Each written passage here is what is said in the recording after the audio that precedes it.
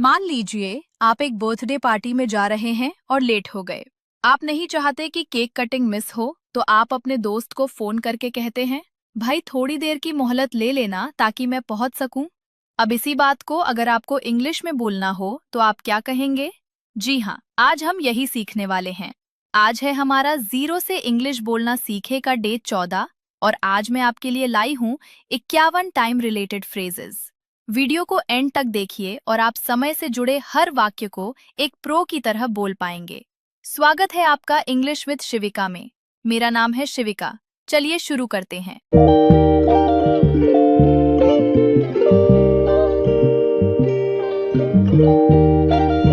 हमारा पहला फ्रेज है बिफोर वंस टाइम।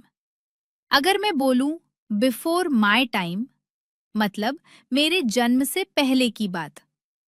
अगर मैं आपसे पूछूं, क्या आपने अपने पेरेंट्स की शादी अटेंड की थी? तो आप क्या बोलेंगे? Of course not. It was before my time.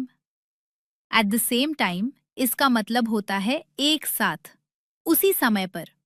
जैसे वो उसी समय हंस भी रही थी और रो भी रही थी। She was laughing and crying at the same time. At times इसका मतलब मैंने बताया sometimes, यानी कभी कभी। जैसे At times I wish I had never come here. कभी कभी मुझे लगता है कि मैं यहाँ आई ही ना होती। Have all the time in the world, मतलब दुनिया में जितना समय है उतना होना। आज मेरे पास बहुत सारा समय है। जहां कहोगे वहां चलेंगे। एट नो टाइम इसका मतलब है कभी नहीं। तो नेवर कहने के बजाय यूज कीजिए एट नो टाइम। जैसे at no time did I go there. He is lying, यानी मैं वहां कभी नहीं गई। वो झूठ बोल रहा है। एट ऑल टाइम्स इसका मतलब लगातार या कॉन्स्टेंटली। जैसे मम्मी की तबीयत ठीक नहीं है, so please stay with her at all times, यानी हर समय उनके साथ रहो। बाय टाइम ये वही है जिसकी हमने शुरू में बात की थी, थोड़े समय की मोहलत लेना। So buy me some time so that I don't miss the cake cutting, यानी मेरे लिए थोड़ा वक्त ले लो। Time to hit the road इसका मतलब कहीं से या कहीं के लिए निकलने का समय। बहुत देर हो गई है। I think it's time to hit the road, मुझे लगता है हमें अब निकलना चाहिए। एट द टाइम ये तब यूज करते हैं जब आपको पास्ट की बात करनी हो। उस समय, जैसे उस समय मैं केवल 5 साल की थी जब मैंने स्कूल में परफॉर्म किया था। I was only 5 at the time. For the time being इसका मतलब है अभी के लिए। For the time being I am a little busy, यानी अभी मैं थोड़ी व्यस्त हूं। द टाइम इज राइप इसका मतलब है किसी काम को करने का बिल्कुल सही समय। घर खरीदने का या कोई नया काम शुरू करने का यही सही समय है। It's time for a change, यानी ये समय कुछ नया करने का है। अगर आप अपनी पुरानी जॉब से बोर हो गए हैं, तो बोलिए it's time for a change. I am going to take a new job. Catch someone at a bad time, यानी किसी को गलत समय पर डिस्टर्ब करना। जैसे आप किसी से पूछ सकते हैं, I am sorry you look busy, did I catch you eight a bad time? High time इसका मतलब है कुछ करने का सही समय होना या समय निकल जाना। अगर लेट हो रहा है तो जल्दी से काम को करो। It's high time to reach there. In good time इसका मतलब है समय से पहले पहुंचना। I got to the party in good time, यानी जितनी देर में पहुंचना चाहिए था उससे पहले पहुंच गई। Turn back the hands of time, घड़ी की सुइयों को पीछे ले जाना, यानी पास्ट में जाना। I wish I could turn back the hands of time, काश मैं समय को पीछे ले जा पाती। प्रेस्ड फॉर टाइम, यानी समय की कमी होना, जब आप जल्दी में हों। For the time being I am a bit pressed for time. अभी मेरे पास समय थोड़ा कम है।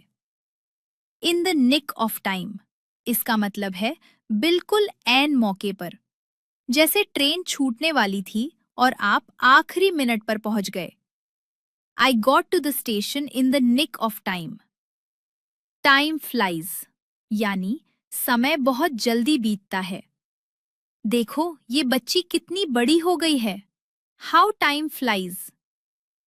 Stuck in a time warp, इसका मतलब है समय के साथ कोई बदलाव न आना, जैसे किसी गांव में तरक्की नहीं हो रही। The village seems to be stuck in a time warp, ऐसा लगता है यहाँ वक्त थम गया है।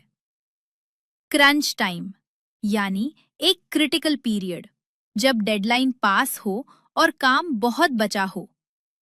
It's crunch time, we only have 2 days to complete the task. Face time, किसी के साथ फिजिकली बिताया गया समय। जो समय मैंने पेरेंट्स के साथ बिताया वो यादगार है। The face times I had with my parents are memorable.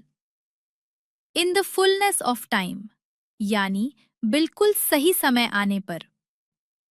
जब सही वक्त आएगा तुम्हें तुम्हारा जवाब मिल जाएगा। You will get the answer in the fullness of time. Too much time on one's hands, यानी बहुत ज्यादा खाली समय होना। ऐसा लगता है तुम्हारे पास काफी खाली समय है। It seems you have a lot of time on your hands. Time and tide wait for no man, यानी समय किसी के लिए नहीं रुकता, इसलिए कुछ अच्छा करो। वंस अपॉन अ टाइम, ये तो आप कहानियों में सुनते ही है। बहुत पहले, once upon a time there lived a king. Hardly have time to breathe, यानी सांस लेने की भी फुर्सत न होना। मैं इतना बिजी हूं कि सांस लेने तक का वक्त नहीं है। I am so busy that I hardly have time to breathe. तो गाइल्स, मुझे पक्का विश्वास है कि आपको ये वीडियो बहुत पसंद आई है। अब बस जल्दी से इसे शेयर कर दीजिए अपने फ्रेंड्स और फैमिली के साथ, ताकि वो भी प्रैक्टिस कर सकें। आज का आपका होमवर्क है, इसमें से जो भी फ्रेज आपको सबसे अच्छा लगा उसे कमेंट सेक्शन में लिखकर जरूर बताइएगा। वो मेरे लिए मोटिवेशन का काम करते हैं। मिलती हूँ आपसे अगले वीडियो में। सीखते रहिए, बोलते रहिए। मैं हूँ शिविका। Thank you.